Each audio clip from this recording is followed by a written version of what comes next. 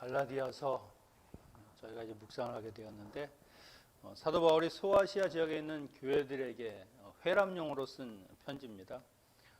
이 지역에 있는 비시디아, 안디오, 이고니온, 루스드라, 더베 이것은 사도 바울이 1차 전도 여행 때 그것의 교회들을 세웠죠. 그들에게 이 편지를 통해서 하나님의 진정한 복음이 무엇인지 다시금 되새기는 그런 내용의 편지입니다. 에베소서 지역에 보낸 그 에베소서라는 서신도 이 갈라디아서랑 비슷하죠. 그 지역에 있는 교회들에게 회람용으로 보낸 것입니다. 빌립보나 고린도 전후서 이런 것은 그 개교회에 사도 바울이 쓴 편지죠. 갈라디아서의 주제는요, 이신칭이 로마서와 비슷합니다. 즉 믿음으로 의롭다함을 받는 것이다 라고 이야기하는 겁니다. 3장 11절에 그 대표적인 구절이 있는데 하나님 앞에서 아무도 율법으로 말미암아 의롭게 되지 못할 것이 분명하니 이는 의인은 믿음으로 말미암아 살리라 하였습니다. 하박국 2장 4절의 말씀을 인용해서 이신칭이 그것을 이야기하고 있는 것이죠. 이 신약에서 이 믿음의 중요성을 강조한 책들이 있습니다. 로마서나 히브리서, 그것이 바로 이 믿음, 이신칭의를 아주 강조하고 있는 책들이죠. 그래서 이 갈라디아서와 유사한 점이 있습니다. 특히 갈라디아서는 자유의 헌장이라고 불립니다. 그만큼 자유를 강조하고 있는 것이죠. 인간의 힘으로 도저히 벗어날 수 없는 그 죄와 속박으로부터 자유를 얻게 해준 그 기쁜 소식이 바로 복음이라고 하는 것이죠. 이 자신이 전한 복음과 달리 그리스도가 우리를 대속해서 죽으심으로 자유를 얻었음에도 불구하고 그 율법의 멍에를 다시 메고 또다시 종살이 하려고 하는 이 갈라디아 교회 성도들, 그들의 이야기를 들으면서 사도 바울은 정말 답답한 마음으로 이 글을 쓰고 있는 것이죠. 사도 바울이 이 편지를 쓰게 된 이유가 바로 예수님이 승천하시고 나서 초대교회는 여러 가지 일들이 많았습니다. 특별히 이단 사상들, 거짓 교사들, 이런 사람들의 활동이 굉장히 활발했다는 것이죠. 아직 어떤 신앙적인 체계가 있는 것도 아닙니다. 그러니까 아무나 나서서 그리스도의 복음에 조금 뭘 더하고 빼고 그리고 자기의 이야기가 맞다고 그렇게 주장하는 것이죠.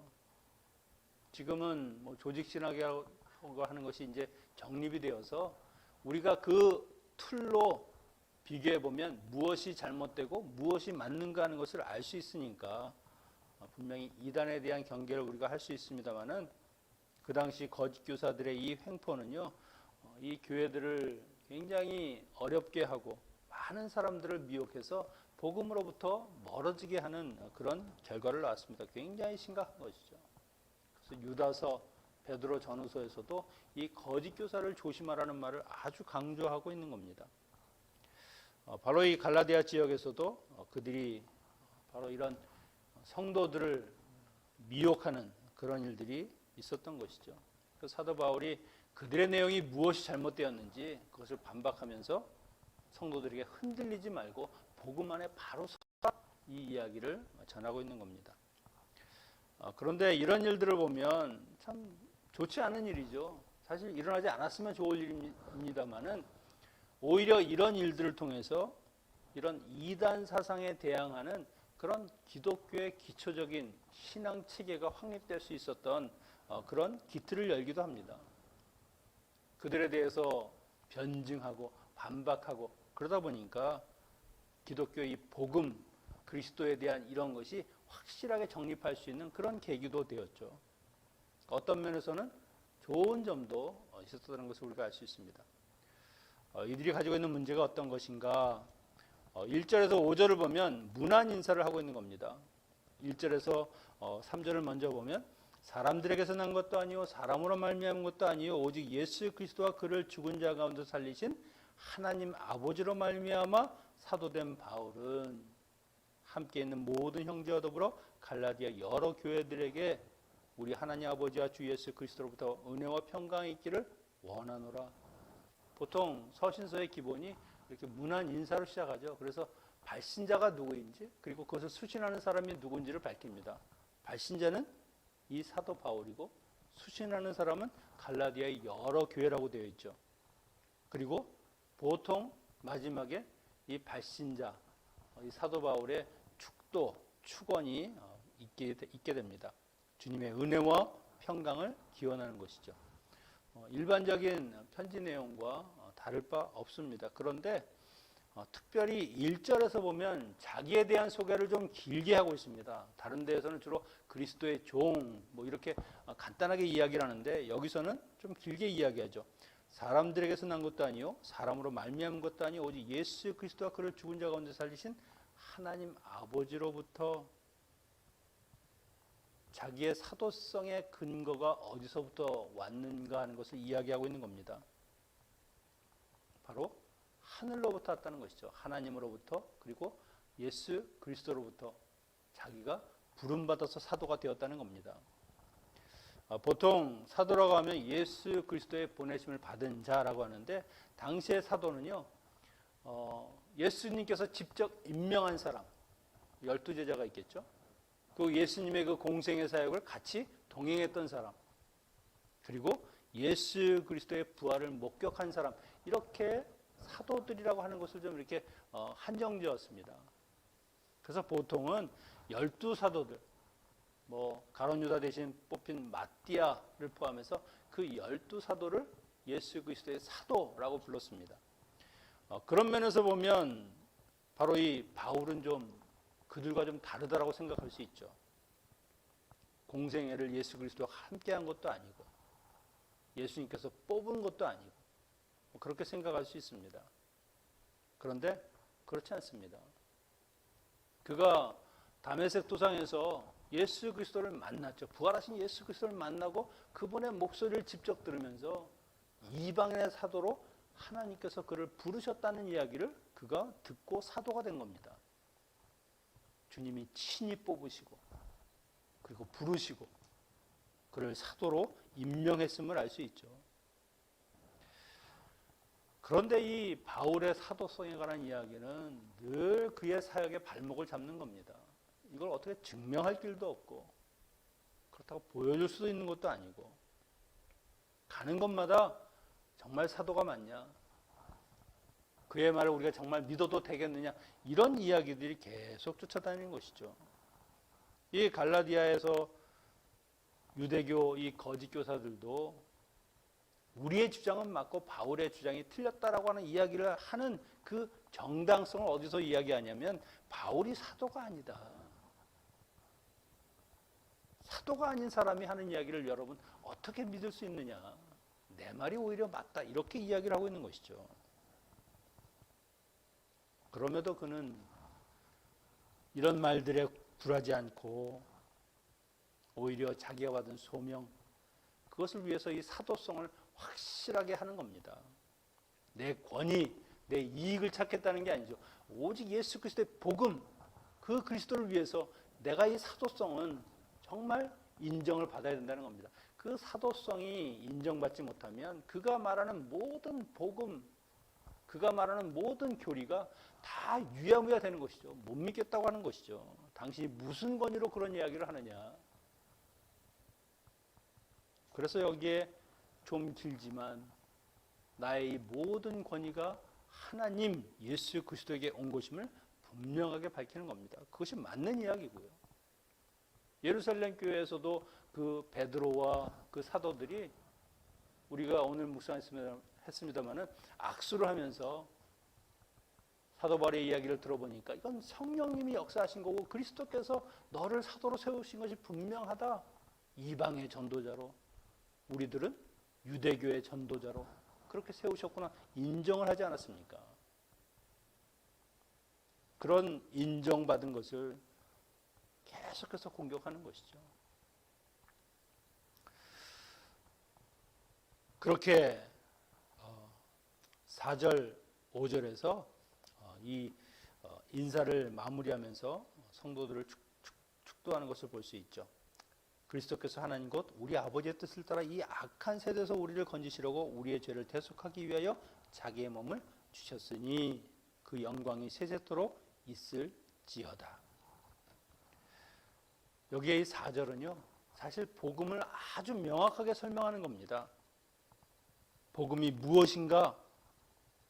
그 복음의 내용이라고 하는 것은 바로 예수 그리스도께서 우리의 죄를 위하여 자기의 몸을 들이셨다.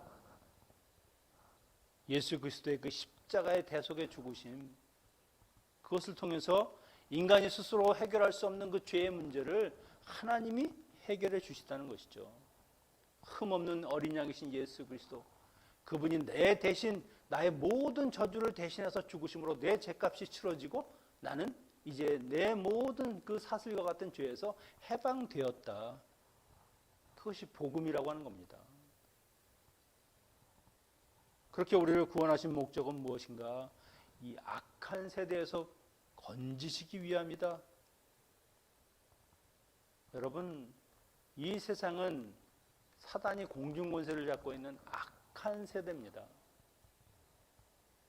거기에서 우리를 건지셨다고 하는 것은요, 그렇게 악한 세대 속에 살면서 너희의 그 더러운 그 이익과 유익과 그런 욕망으로 사는 것이 아니라 이제는 건져진 하나님의 자녀로 새로운 삶을 사는 사람들이 되었다라고 하는 것을 이야기하는 것이죠. 우리를 구원하신 목적이 그겁니다. 하늘나라에 가는 것, 그것은 그냥 당연히 가는 것이고요.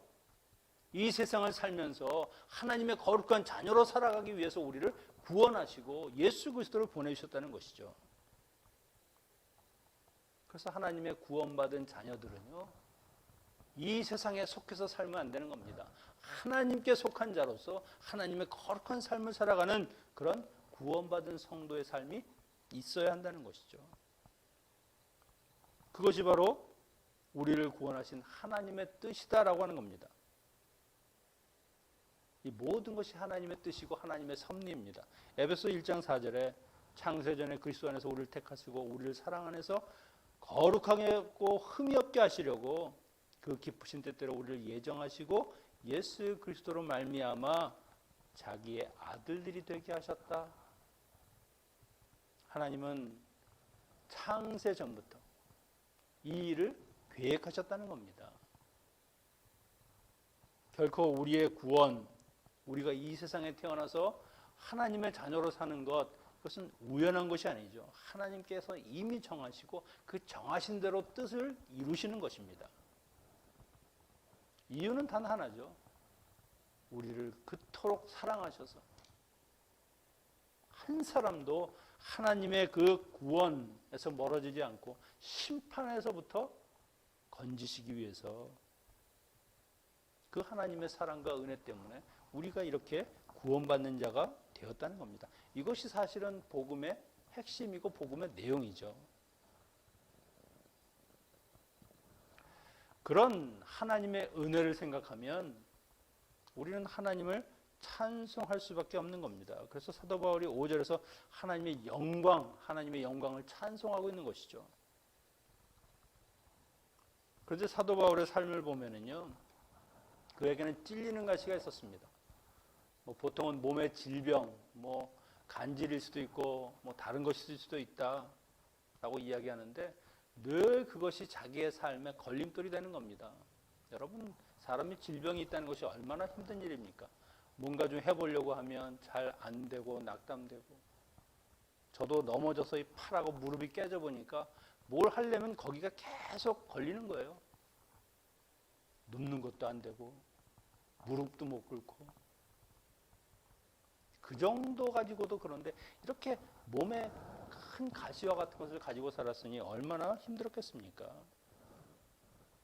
그것뿐입니까? 오늘 사도성 이야기를 했지만 저 사람 사도가 맞냐?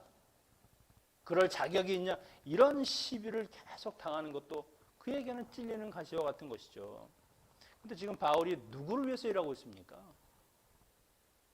그리스도를 위해서, 그 복음을 위해서 자기의 전 생명을 바쳐서 헌신하고 있는 것이죠.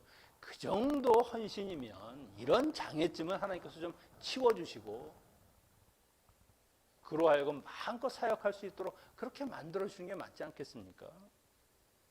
평평한 길을 가면서도 하나님의 일을 하는 게 힘든데 이렇게 굽이굽이 그런 어려운 길들을 가면서 하나님의 일을 한다. 그것이 얼마나 힘들었겠습니까? 그럼에도 그는요, 하나님을 찬양한다는 겁니다. 은혜와 평강이 늘 있기를 기원한다는 겁니다.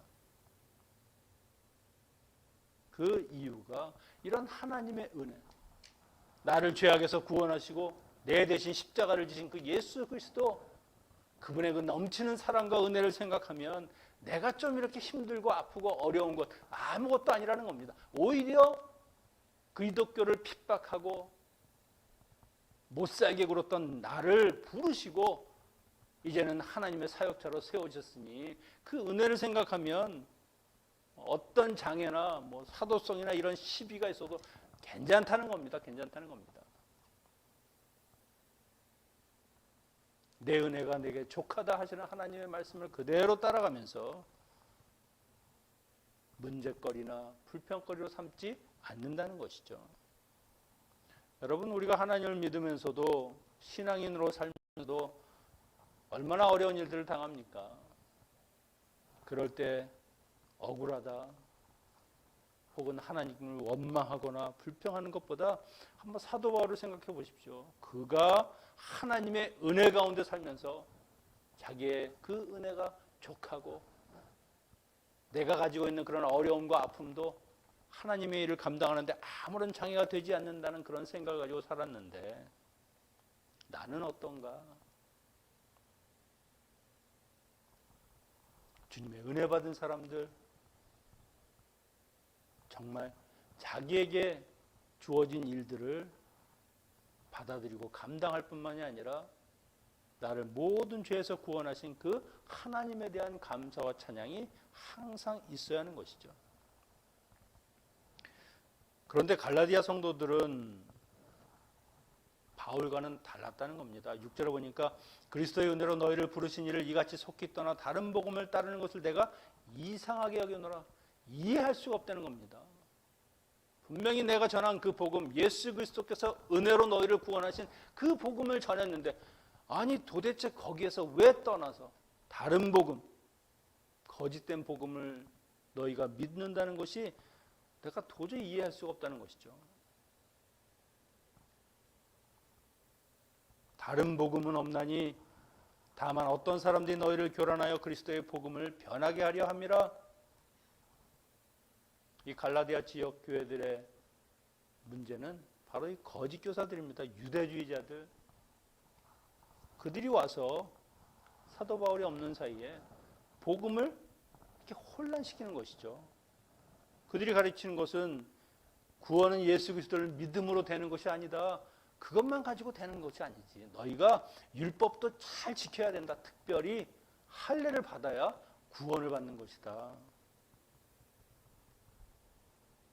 여러분, 할례를 받아서 구원을 얻는 것이 아닙니다. 이 조금만 생각해 보면 알 수 있는 건데, 아브라함과 하나님께서 그 횃불 언약을 맺으실 때 아브라함은 지나가지 않았어요. 하나님의 그 횃불이 그것을 지나갑니다. 쪼갠 고기 사이로.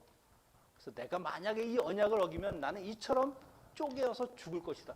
한마디로 말해서 이 언약은 내가 아주 죽음으로 내 목숨을 걸고 지키겠다는 것이죠. 아브라함은 지나가지 않았습니다. 나중에 하나님께서 할례를 통해서 그 구원받은 언약의 징표로 행하라고 하는 것이죠.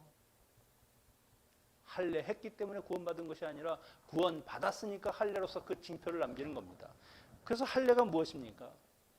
내 목숨, 내 인생, 그것의 주인이 누굽니까? 하나님이십니다. 이것을 고백하는 것이 할례죠. 그런데 그것을 해야만 구원을 얻는다. 말도 안 되는 복음입니다. 이단 사상입니다. 여러분, 복음은 거기에 뭘 조금 더하거나 조금 빼거나 뭐 그러면 비슷비슷한 것 아닌가?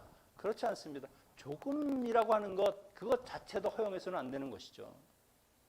순전한 복음, 예수 그리스도가 나를 위해서 죽으시고 내가 그 그리스도의 죽으심을 믿고 고백하면 내가 죄사함을 얻고 의롭다 칭함을 받고 구원을 받는다. 그것이 복음의 전부입니다.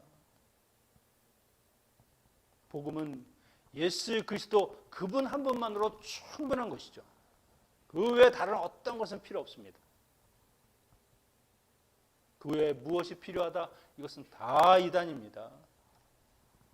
4절의 말씀대로 그리스도께서 우리를 대속해서 자기 몸을 주신 것, 그 하나님의 뜻이 이루어진 것, 그것이 바로 구원이죠. 웬 할례? 아마 그 이야기를 듣고 또 할례 받은 사람도 있을 겁니다. 그래? 할례 받아야 구원을 얻는다고? 바보 같은 사람들 아닙니까? 여러분, 흔들릴 것이 없습니다. 우리가 받은 복음, 바울이 전한 그 복음, 그것은 확실하고 안전한 겁니다. 더 이상 손댈 것이 없습니다. 그냥 믿기만 하면 되는 것이지 다른 어떤 것이 필요한 것이 아닙니다. 근데 그 당시에 아마 갈라디아 교회 교인들은 야, 그냥 믿기만 하면 된다고? 이거 너무 쉬운 거 아니야? 그래도 내가 좀 뭔가를 해야 되는 거 아닌가?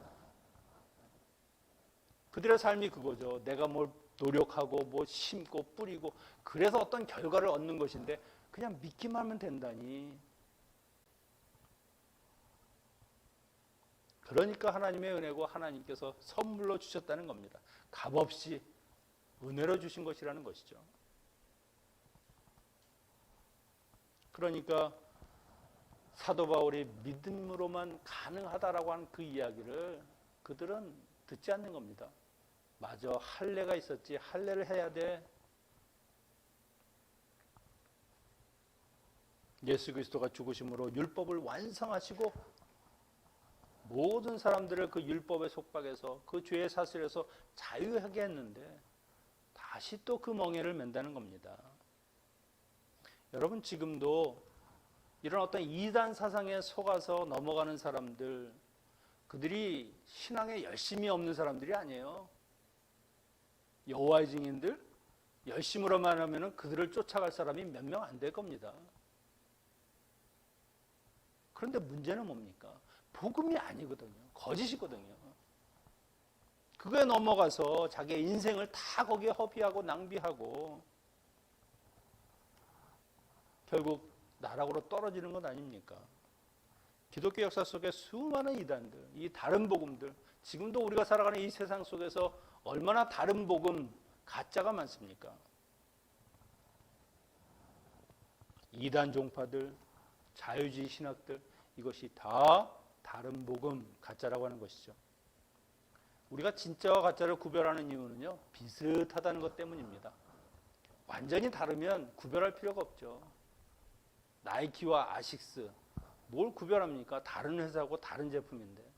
그런데 나이키가 아니라 나이커 이렇게 써놓고 모양도 비슷하고 형태도 비슷하면 구별해야죠. 왜냐하면 가짜니까. 가짜를 사면 안 되는 거 아닙니까? 그렇다고 가짜를 연구할 필요는 없는 겁니다. 오히려 가짜를 잘 구분할 수 있는 방법은요, 진짜를 제대로 알면 됩니다. 위조 지폐 감식하는 사람들, 그들이 가짜가 어떤 게 있는가 그런 거 연구 안 합니다. 진짜가 어떤 것이 진짜인가를 연구하면 그 외에 가짜는 다 보이게 되어 있죠. 우리도 주님이 주신 이 복음, 하나님의 말씀, 이것을 제대로 알고 바르게 인식하면 다른 사람들이 하는 그 헛된 말들, 다른 복음들, 그것이 구별하게 되는 겁니다. 제가 하는 이 설교, 우리가 매일 성경 묵상하는 것, 정말 바른 복음을 선포하는 것이거든요. 그것만 제대로 여러분 늘 보시고 묵상하면 누가 헛소리해도 아, 저 사람 또 헛소리 하는구나. 저렇게 얘기하면 안 되지. 구분할 수 있게 된다는 것이죠. 우리는 복음 안에 살았습니다. 복음 안에 서 있습니다. 다른 것 보지 마시고 흔들릴 것이 없다는 겁니다. 지금 사도 바울의 마음은 얼마나 안타깝겠습니까? 애써서 씨를 뿌리고 겨우 이제 믿음의 좀 씨가 자랄 만하니까 그들이 와서 그 싹을 다 잘라버리는 것이죠. 그래서 8절 9절에 아주 강하게 이야기합니다. 하늘로부터 온 천사라도 우리가 너에게 전한 복음 외에 다른 복음을 전하면 저주를 받을 것이다. 누구든지 너희가 받은 것 외에 다른 복음을 전하면 저주를 받을 것이다. 저주할 정도, 다른 천사라도 누구든지 그 전한 복음 위에 다른 것을 이야기하면 그것은 이단이고 그런 사람들은 저주를 받는다는 것이죠. 그래서 이 다른 복음을 전하는 자들, 양의 탈을 쓴 이리와 같이 그들에게 들어와서 환심을 사면서 구원의 길이 아니라 멸망의 길로 하니까 결국 그들은 심판밖에 받을 것이 없다는 것이죠. 그래서 저주받은 인생이 되는 겁니다. 여러분, 이런 일은 확실하게 해야 되는 겁니다. 조금 양보하고 틈을 주면 그 일이 결국 두고두고 그 불씨가 살아남아서 계속해서 문제를 내는 것이죠. 이단에 대해서는 한치의 그 틈이라도 그들에게 허용하면 안 된다는 겁니다.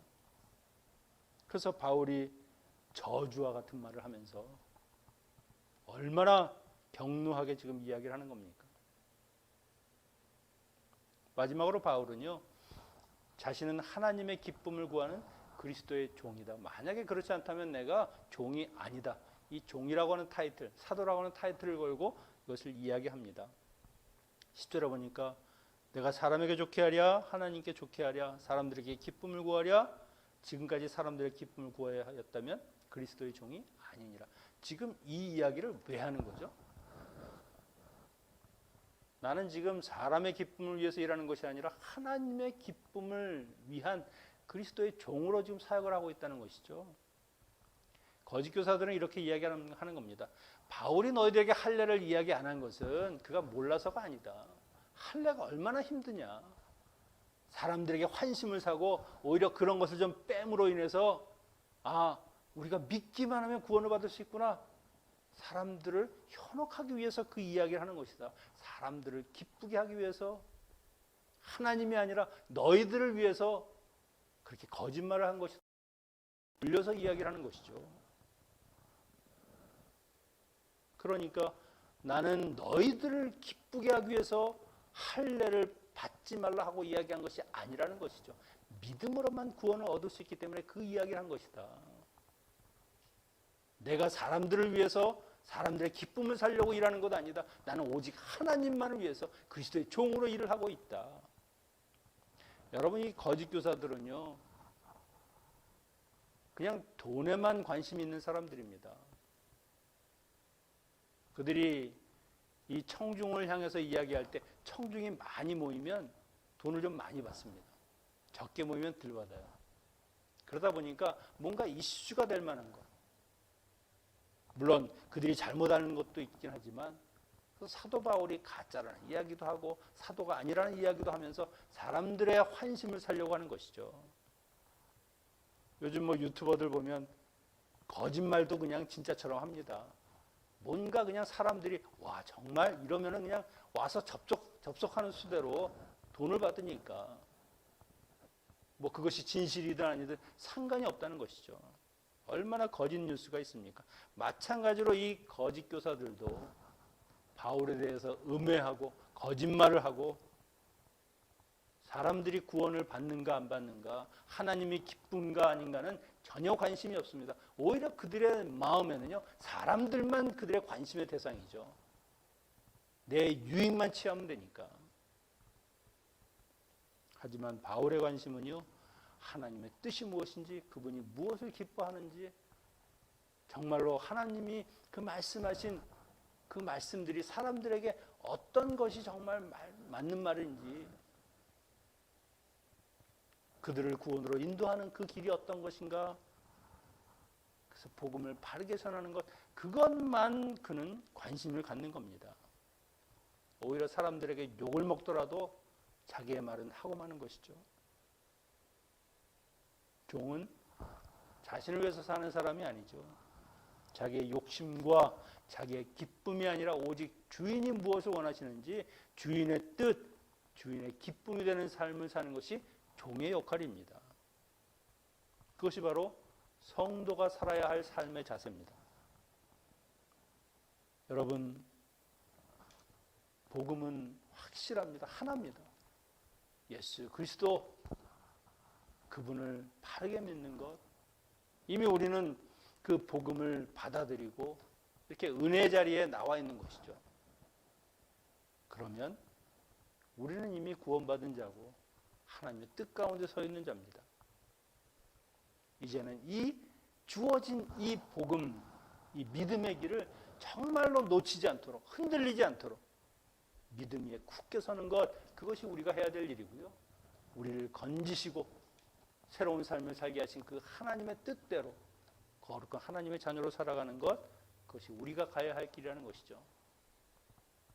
저는 여러분이 은혜 자리에 늘 거하는 주의 자녀들 되시기를 축원합니다. 기도하겠습니다. 우리의 주인이 되신 아버지 하나님, 주님의 은혜로 구원받은 자녀가 되고 하나님을 믿고 하나님의 은혜 안에 살아가게 하심을 감사를 드립니다.